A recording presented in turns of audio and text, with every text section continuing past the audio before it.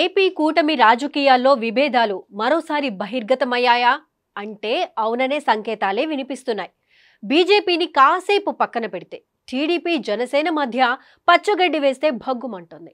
అంతేకాదు, పొమ్మన లేక పొగపెడుతున్నట్లుగా రాష్ట్ర డిప్యూటీ సీఎంతో వ్యవహరిస్తున్నారట పచ్చనేతలు. ఇంతకీ ఏమైంది అనుకుంటున్నారా? అయితే ఇది చూసేయండి.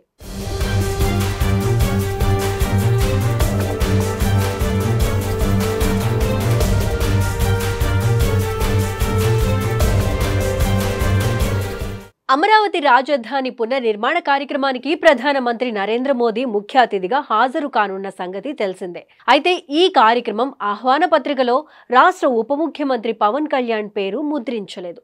సుమారు 4 పేజీలతో ఉన్న ఈ ఇన్విటేషన్ కార్డులో ప్రధాని మోదీ, సీఎం చంద్రబాబు పేర్లు మాత్రమే ఉన్నాయట. మొదటి పేజీ, చివరి పేజీలో అమరావతి డిజైన్లు, ప్రభుత్వ రాజముద్రతో పాటు 2వ పేజీలో ఇంగ్లీష్, 3వ పేజీలో తెలుగులో ఆహ్వాన పత్రాన్ని ప్రింట్ చేశారు. అంతేకాదు, పవన్ కళ్యాణ్ పేరు లేకుండానే దాదాపు 90% మందికి ఇన్విటేషన్స్ కూడా ఇచ్చేశారు. డిప్యూటీ సీఎం జనసేన అధినేత పవన్ కళ్యాణ్ పేరు లేదని ఆలస్యంగా గుర్తించిన జనసేన టీడీపీ తీరుపై తీవ్ర స్థాయిలో ధ్వజమెత్తింది. తమ పార్టీ అధ్యక్షుడి పేరు లేకుండా ఆహ్వాన పత్రికలు ముద్రించడంపై మండిపడుతున్నారు జనసేన నేతలు. పవన్ కళ్యాణ్ అన్ని విషయాల్లోనూ చంద్రబాబుకు తలొగ్గి బేషరతుగా సపోర్ట్ ఇస్తున్నా ప్రభుత్వంలో జనసేనానికి సరైన విలువ ఇవ్వడం లేదని అంటున్నారు. ఈ క్రమంలోనే టీడీపీ తీరుపై ఆగ్రహాన్ని వ్యక్తం చేస్తున్నారు.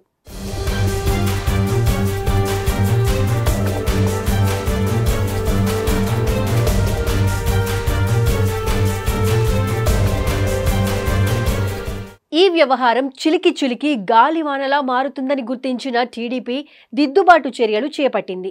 ఏదో కంగారులో టీడీపీ పెద్దల పేరు మరిచిపోయినట్లుగా నటన కనబరిచింది. ఆహ్వాన పత్రికల్లో డిప్యూటీ సీఎం పవన్ కళ్యాణ్ పేరును యాడ్ చేసి మరోసారి ఇన్విటేషన్స్ను పంపిణీ చేశారు. అయినప్పటికీ టీడీపీ నేతలు కావాలనే పవన్ కళ్యాణ్ పేరును ముద్రించలేదన్న వాదన వినిపిస్తోంది. జనసేనానితో పాటు పార్టీని కూడా బయటకు పంపాలనే ఉద్దేశంలో టీడీపీ ఉందని అంటున్నారు. అందుకే పొమ్మని లేక పొగపెడుతున్నారని విమర్శిస్తున్నారు. ప్రధాని మంత్రి నరేంద్ర మోదీ హాజరయ్యే ఇంత పెద్ద కార్యక్రమానికి చెందిన ఆహ్వాన పత్రికలో ఎవరి పేర్లు ఉన్నాయనే విషయం టీడీపీ అధిష్టానానికి తెలియకుండా ఉంటుందా అని జనసేన నేతలు ప్రశ్నిస్తున్నారు. కావాలనే పవన్ కళ్యాణ్ను అవమానిస్తున్నారని చెబుతున్నారు.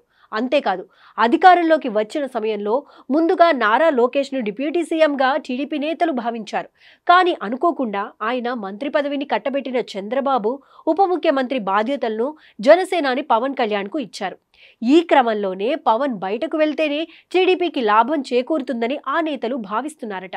అందుకే ఈ విషయాన్ని డైరెక్ట్గా చెప్పలేక హైకమాండే తమ నేతలతో ఈ విధంగా చేయిస్తుందని మండిపడుతున్నారు జనసేన నేతలు.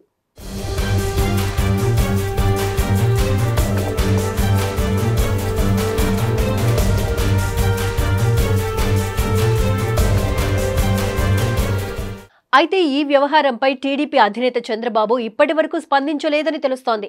ఏది ఏమైనా 3 పార్టీలు ఒక్కటిగా అధికారంలోకి వచ్చినప్పటికీ వారి మధ్య దూరం అలాగే ఉందని, కలిసి ఉండలేక, వెళ్లమని చెప్పలేక ఈ విధమైన చర్యలకు పాల్పడుతున్నారని ప్రజలు అభిప్రాయాలు వ్యక్తం చేస్తున్నారు. వాళ్లే కలిసి పనిచేయలేకపోతున్నారు, ఇక ప్రజలకు ఏం చేస్తారు అంటూ ప్రశ్నలను సంధిస్తున్నారు.